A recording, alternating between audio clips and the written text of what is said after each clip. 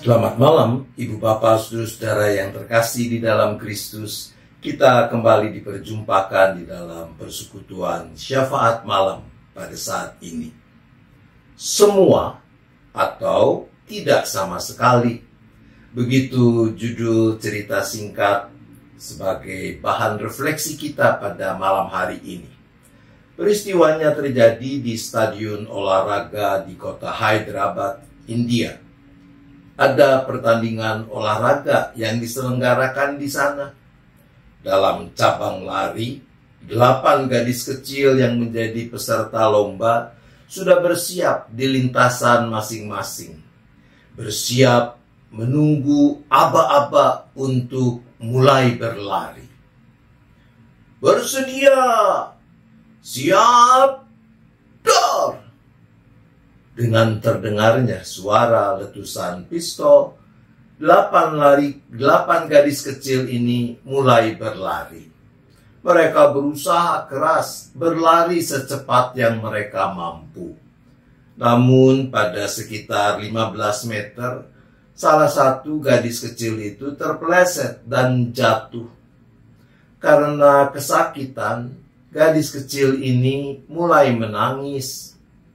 Ketika ketujuh gadis kecil lainnya mendengar suara tangisan itu, mereka semua berhenti berlari.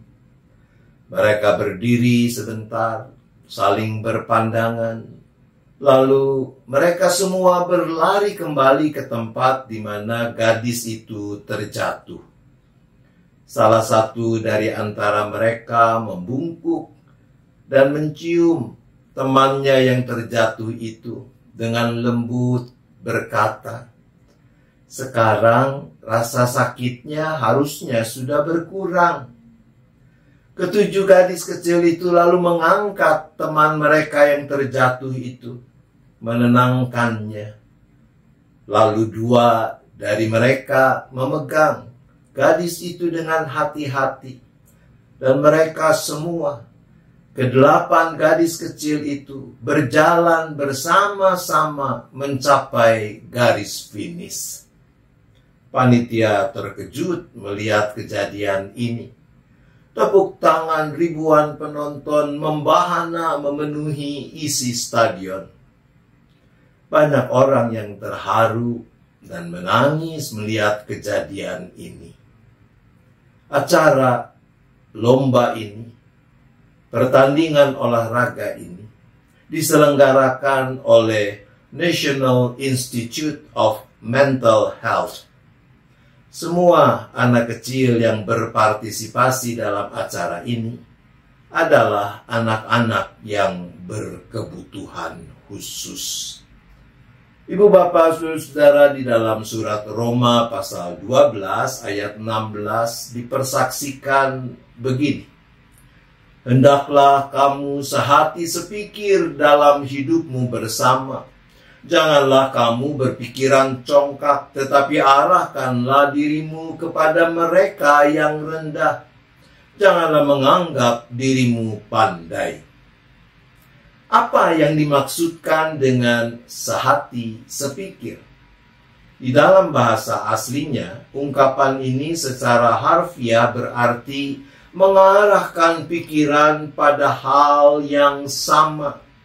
Oleh karena itu, lalu memiliki pikiran yang serupa, hal yang sama, fokus yang menjadi arah pikiran dalam kehidupan selaku para pengikut Kristus, bukankah adalah apa yang ada pada Kristus sendiri, seperti dipersaksikan dalam surat Filipi 2 ayat 5. Hendaklah kamu dalam hidupmu bersama menaruh pikiran dan perasaan yang terdapat juga dalam Kristus Yesus.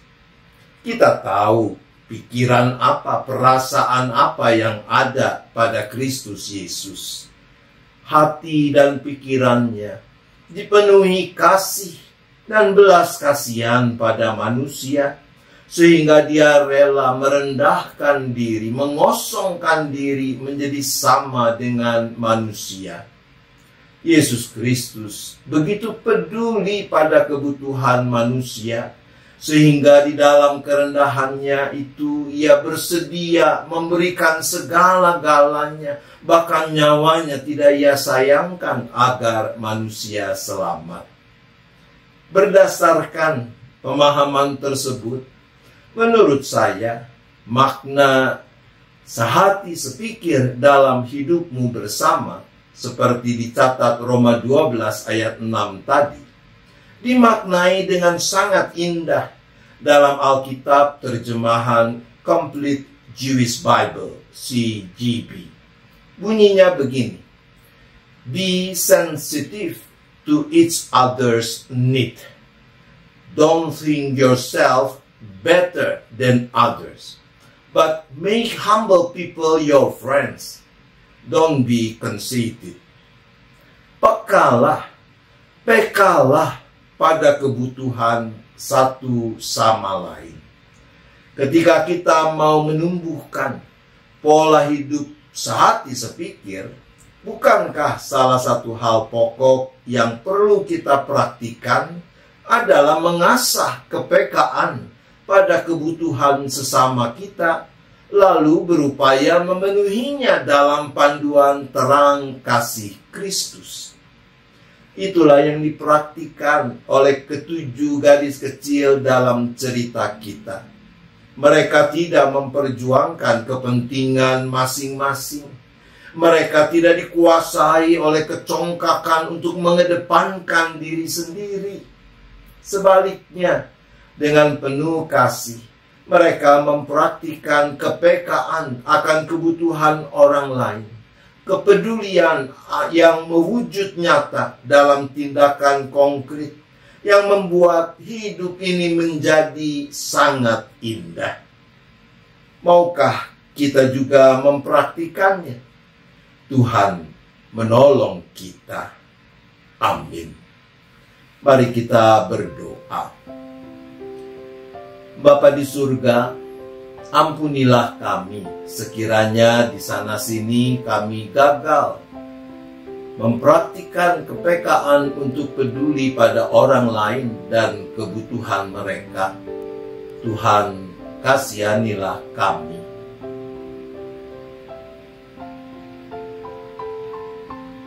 Ya Bapa, berilah kami hikmat dan kekuatan agar mau terus merawat, menumbuh kembangkan kepekaan untuk peduli sebagai wujud nyata kasih kepada sesama. Tuhan, tolonglah kami.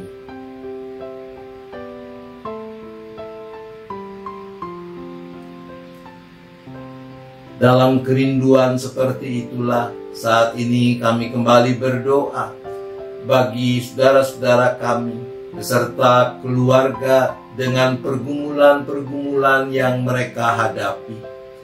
Kami berdoa khususnya bagi yang masih bergumul dengan sakit penyakit, entah yang masih menjalani pengobatan, perawatan, ataupun yang sedang dalam tahap pemulihan.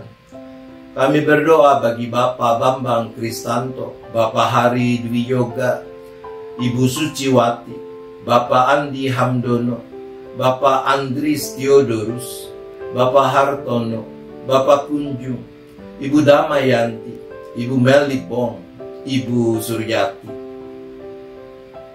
Bagi mereka kami berdoa.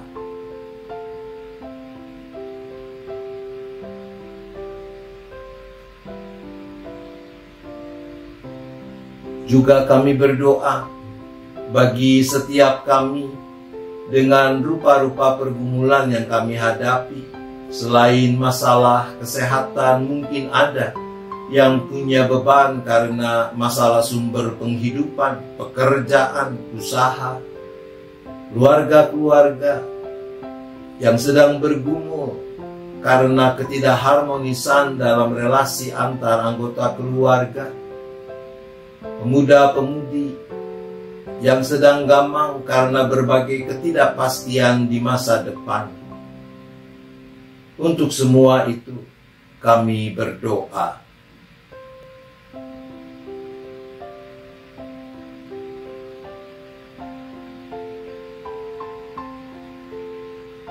Kami juga mengucap syukur untuk hal-hal yang baik yang terjadi di dalam kehidupan kami sebagai umat-Mu.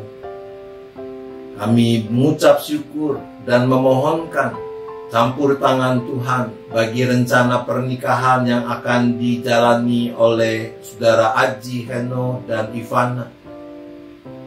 Dengan kebaktian peneguhan pemberkatan pernikahan pada tanggal 2 Desember mendatang.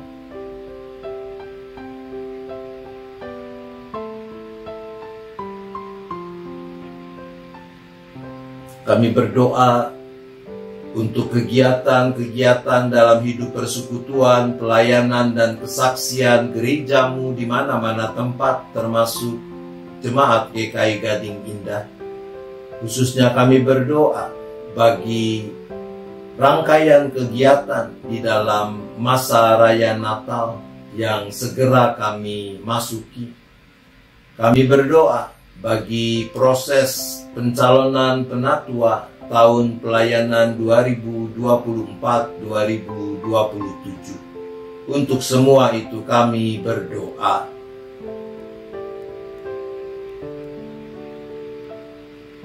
Kami juga tetap berdoa bagi keberadaan bangsa dan negara di mana kami menjadi bagiannya.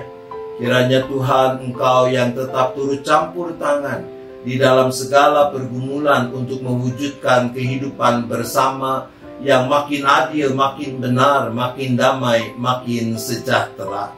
Begitu juga kami tetap berdoa bagi makin mewujud nyatanya kedamaian dan perdamaian di muka bumi, khususnya untuk penyelesaian konflik yang masih terjadi antara Rusia, Ukraina, Israel dengan kelompok Hamas, dan juga apa yang menjadi pergumulan banyak bangsa di mana-mana tempat di dalam kerinduan untuk bisa mewujudkan kehidupan bersama yang diwarnai oleh kedamaian, oleh kesejahteraan bersama.